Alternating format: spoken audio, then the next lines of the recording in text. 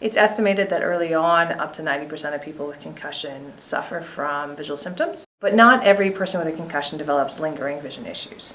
Most concussions will typically heal within 2 to 4 weeks. Somewhere between 15 to 30% of patients will develop what's known as persisting concussion symptoms. Sometimes we have things like difficulty concentrating, difficulty tracking, eye strain, visual fatigue, feeling like you have tunnel vision or you're not aware of your peripheral vision very well, trouble changing focus from looking at something up close to looking at something at a distance and back. That transition of focus can be really challenging. Other patients complain of light sensitivity or even motion sensitivity sometimes. So these are symptoms that linger beyond what would be the natural recovery time of the concussion. And it's these patients with persisting concussion symptoms that we'll see from a vision perspective to see if there's something in the visual system that's contributing to prolonging their symptoms.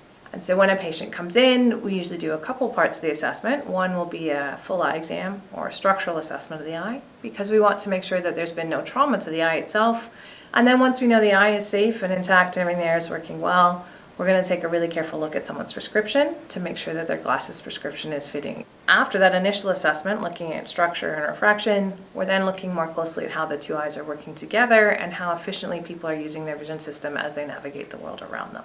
There's lots of options for patients that are coming in with persisting vision symptoms post-concussion, so we can sometimes just updating their glasses can be really helpful for them. And then if glasses and tints aren't enough, we can try what's called vision therapy, which is kind of like a strength and conditioning program for the eyes, right? It's manipulating or working with the eyes to build their ability to change focus and to work together better in space. So we may be working on things like how will we change focus, right, from distance to near. So we might have somebody looking at a card at near and then looking out to a card at distance. Alternatively, we may use lenses to mimic that change in distance from near to far. So we'll use something like a flipper lens, something like this, where a patient will look through various lenses and flip the lenses, right, to mimic changing focus from distance to near.